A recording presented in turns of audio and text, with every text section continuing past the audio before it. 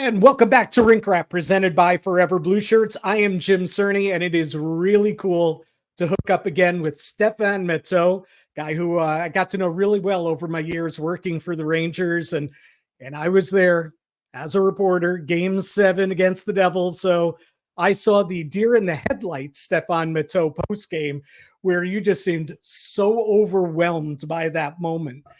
So we'll touch on that. A big event that's coming up this week in New York City, a little Rangers Panthers. But first of all, Steph, great to see you, and thanks for a few minutes today. Thanks for having me, Jim. I'm still at headlights. I'm still pinch myself, even though it's been 30 years. It's been an incredible journey. That's why we wanted to celebrate that journey with a lot of fans. But thank you for having me.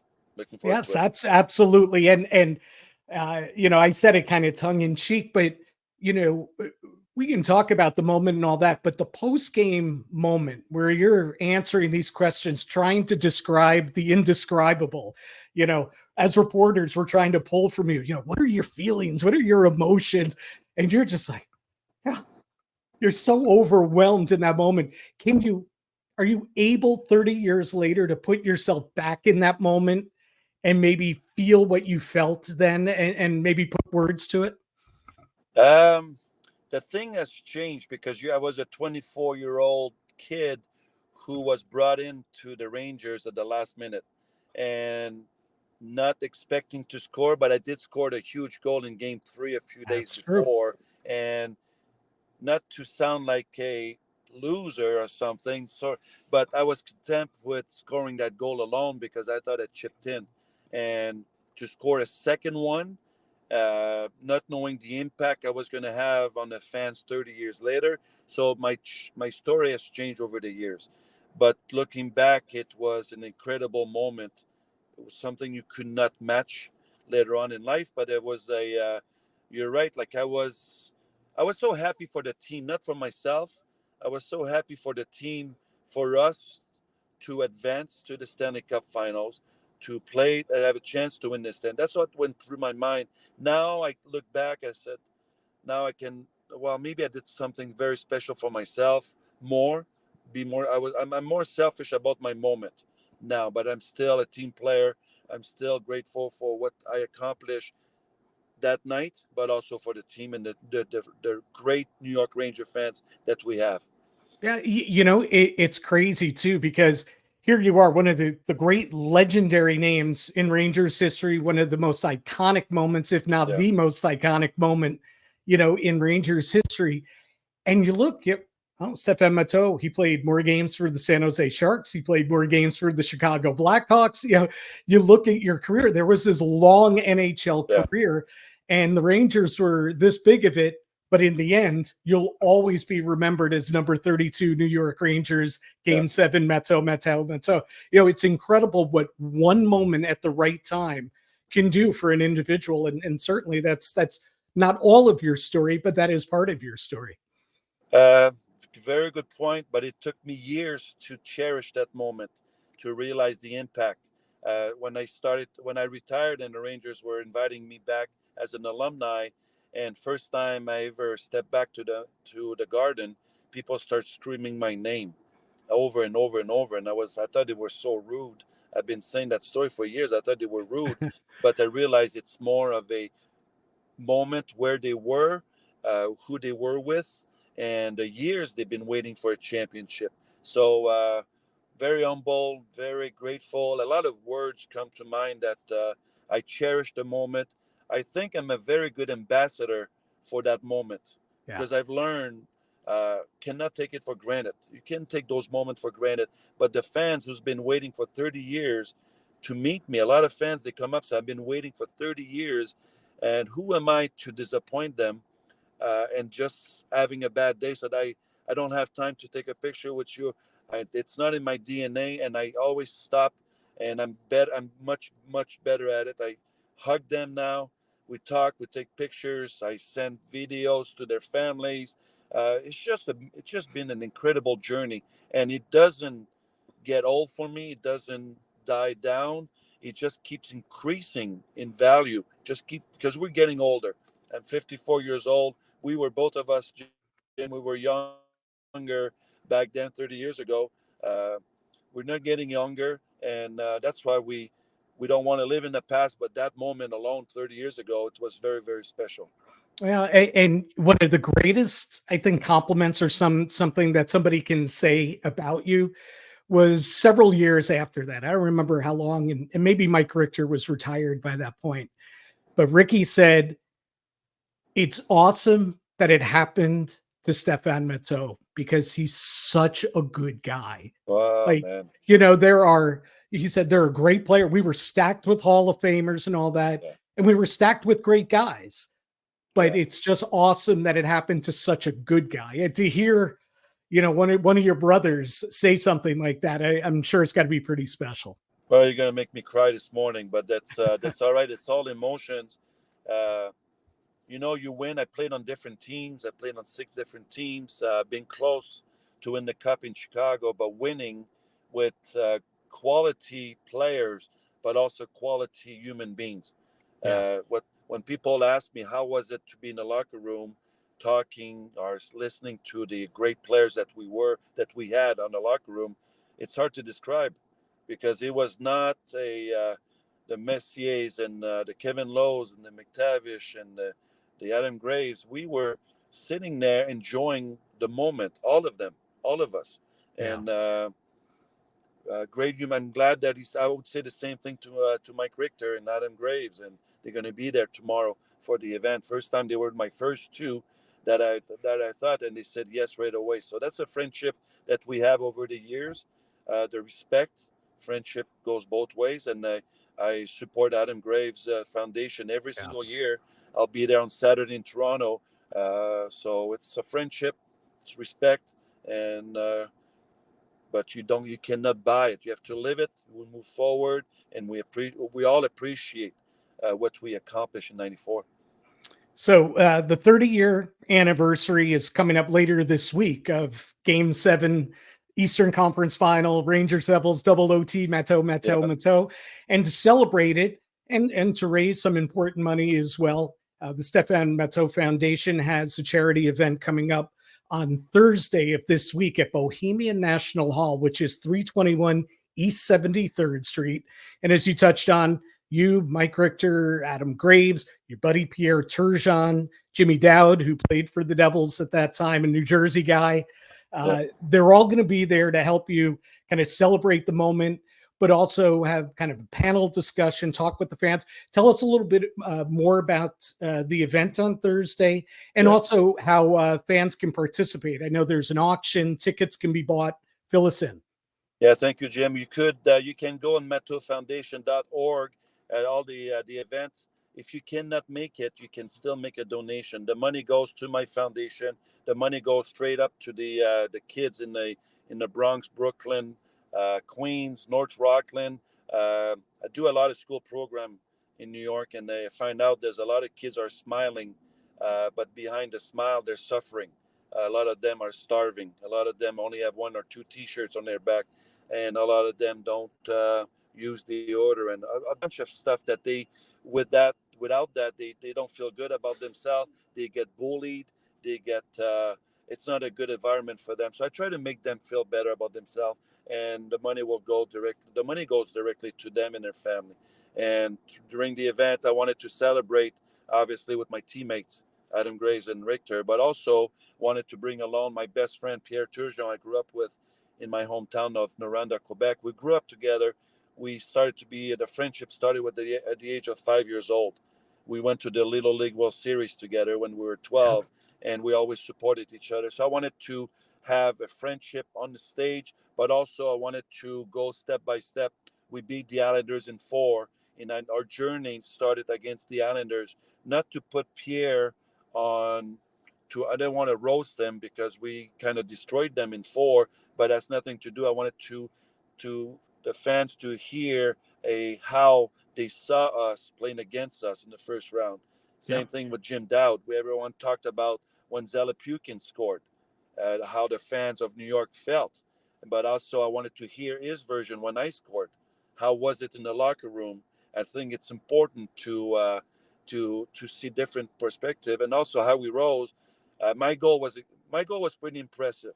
the impact, but I don't think my goal would have been as impressive if it wasn't from the call. Both the call and Matteau goes together, and I think he made it to even bigger than it's actually. I think I give him a lot of credit for me to be as popular in New York, because how his call was incredible.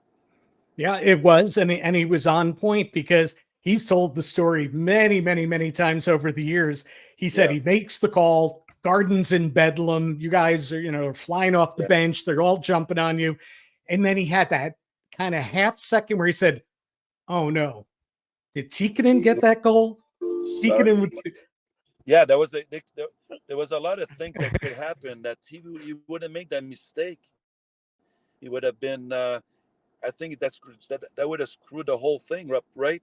And his vision, and also the proceed will go. Half the proceed will go for that night. I forgot to mention it. How we yes, went through some tough time a few years ago, 2021, I think, that he battled bladder cancer, I think, and he yes. survived. And my main thing was to take care of him, and have the proceed will go to the bladder organization. So.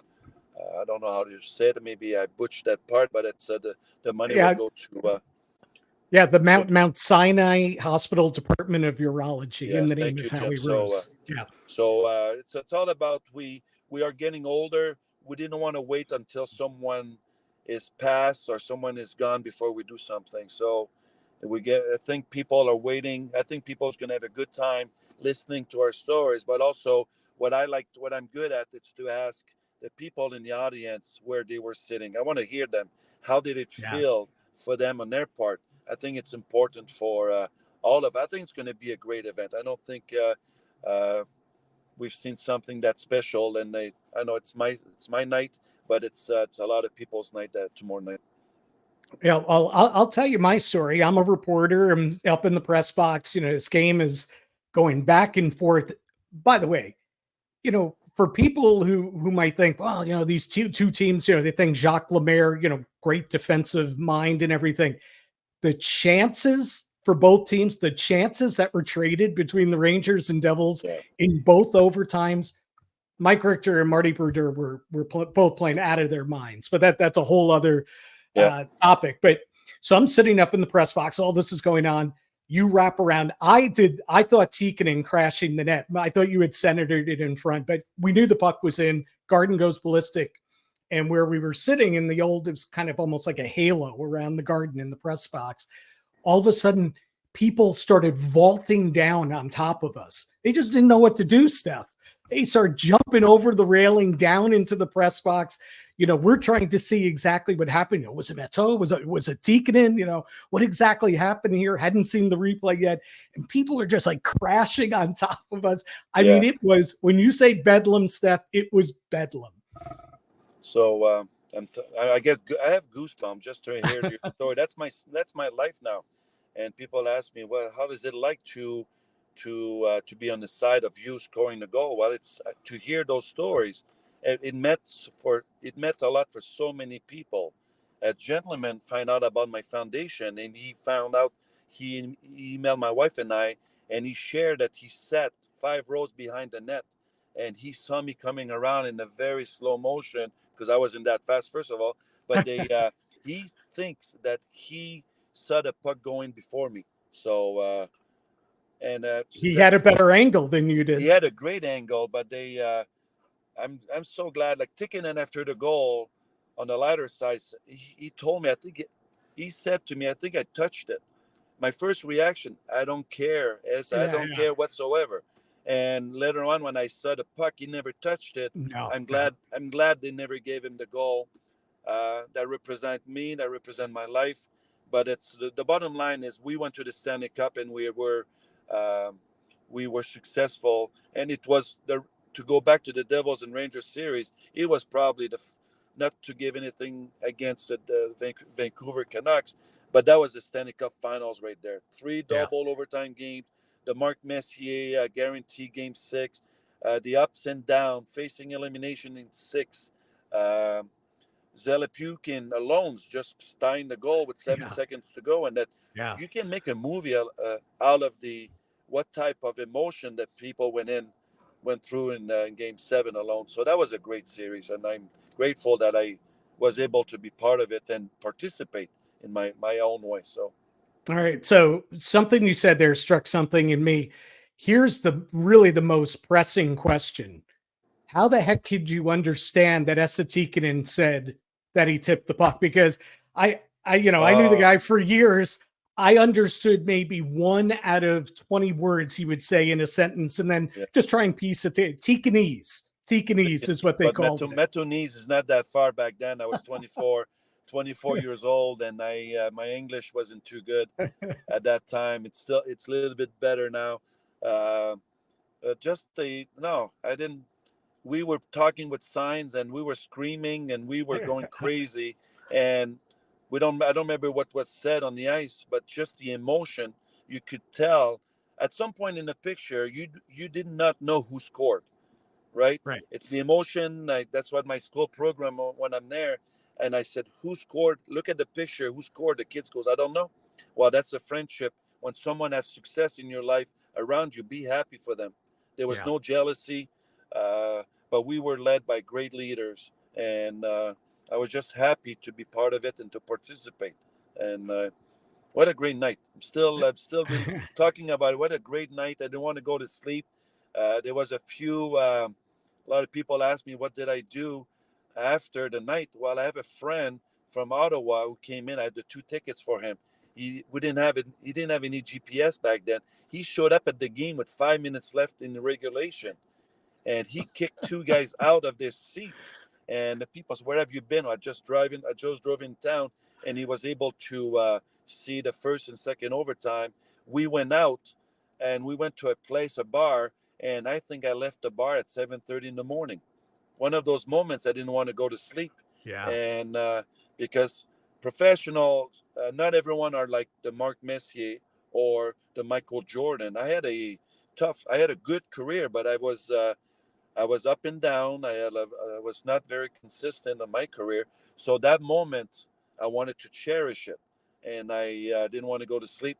I paid a price a few days later because I was very, very tired, but it was all worth it to celebrate that with the fans that night.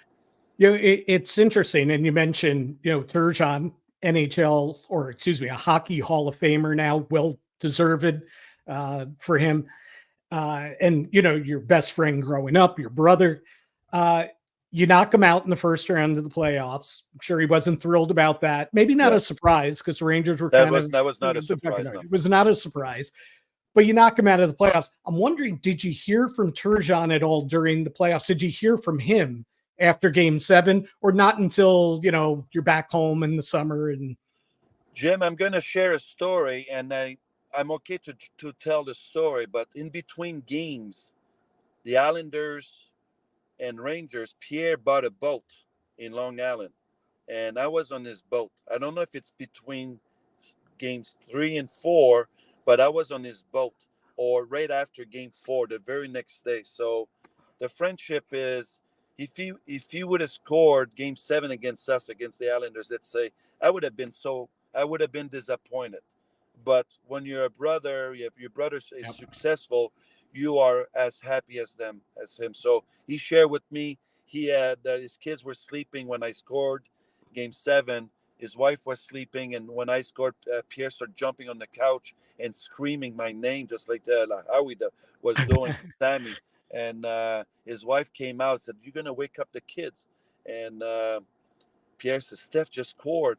And Elizabeth, his wife, was so happy, but said, "Keep it down. The kids are sleeping. They're twins, and it's hard to put them to sleep." So the friendship will always be there. I moved to Florida and West Palm Beach because Pierre family's in Florida.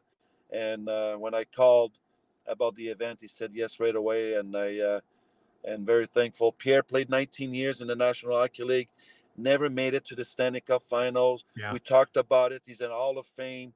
He had over 1,300 points in his career. He had a great career, but sometimes you have to have luck on your side. I was lucky enough to be traded. Pierre being first overall means you played on the worst team in the league. And nothing against the Buffalo Sabres, but Pierre ended up playing early year in his career that he was playing on a team that needed help in rebuild. But we talked about Pierre had a Hall of Fame career. People ask him if he would trade a Hall of Fame for a Stanley Cup final or a Stanley Cup ring, and those two comes totally different. Like he was honored individually, I was honored as a team in '94. So two different things, but two great moments, two great friends who grew up together, and we had success in our different ways. Okay, real quickly, and I appreciate all your time today and really looking forward to the event tomorrow and spending more time together. Just real quickly, bring it up to present. Two of your former teams playing in the Eastern Conference Final this year. You got the Rangers, made it to the conference final 2 years ago. President's Trophy winners this season seem to have a little intangible magic going for them. And the Florida Panthers, the Stanley Cup runners-up last season, President's Trophy winners a couple years ago. They seem to have a little mojo going on their side too. So two of your former teams playing here. I know you played a little bit more for the Rangers. You won the Cup with the Rangers. But who you pulling for, and who do you think? Who do you think you got in the Eastern Conference Final? I've been a Ranger fan. I've been a Ranger ever since I got traded for. We had success. We won as a team. I appreciate my time in Florida. It was a tough year for me because I retired that year, but just the last year that I was invited as an alumni because I live in Florida. Great organization, great team. They were there last year. There was one of the best story of the NHL last year. They were down 3-1, and they bounced back and they made it to the final. So I'm cheering for the Rangers, but I'm a sports person.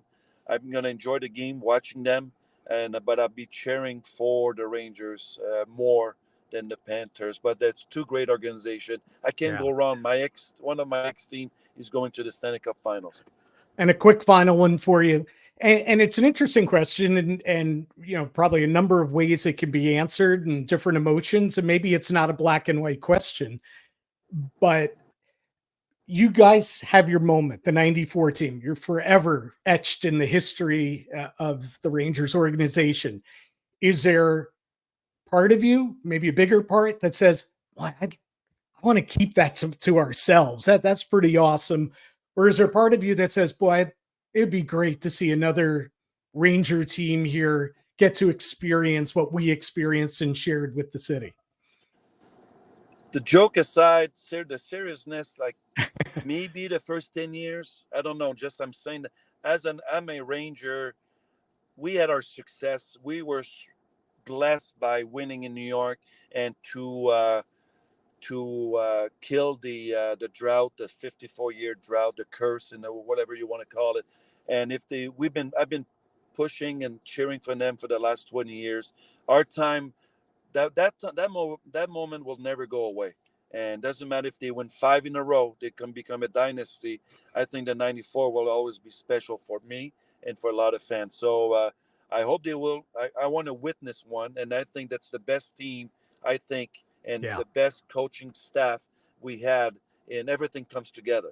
So there's the best team this year. If they don't do it this year, because they are playing against a very, very solid, chippy team, fans, the New York Ranger fans will get to know them even more. But it should be a very physical game, but the Rangers prove it through the season they can handle all situation. So I think it's going to be a long series, 6 to 7 game. A lot of it's going to be a physical series, but I want to see one. I want to be there in Game 7 in a month from now, and celebrate with the Ranger fans because they deserve one. They're amazing, but there's no guarantees. Every city's the 4 teams in the conference finals on both sides. They're amazing. So good teams, but you have to be the best to win that trophy. Awesome stuff, Steph. So tomorrow night, Thursday night, Stephane Matteau, Mike Richter, Adam Graves, Pierre Turgeon, Jim Dowd, Howie Rose. I'm going to be fired up to catch up with you guys in person at that event, Bohemian National Hall, 321 East 73rd Street. Tickets at Stephane Matteau Foundation. MatteauFoundation.org. Yes. And Okay, MatteauFoundation.org for tickets. And also, if somebody wants to make a contribution, there will be an auction tomorrow night as well, correct? there's plenty of items. I love golfing, and a lot of my golfer friends donated a round of golf, and then like Wingfoot or Liberty National, a bunch of Nice. tickets, a bunch of jerseys from the current players, dinner to. If you want to bid on dinner for 4 or 5 with Richter, myself, and Adam Graves, and Lundqvist jersey, Hall of Fame jersey. There's a lot of items. I called, I got, and people's been so supportive. So, but we're not done. It's just no one night event. You can donate just to go click on my site, and you can donate from there. Awesome stuff, Steph. I'm looking forward to seeing you tomorrow. And this was so much fun after a few years to catch up again. And like I said, it'll be great to see you boys tomorrow. All right. Thank you, Jim. Thank you. See you tomorrow.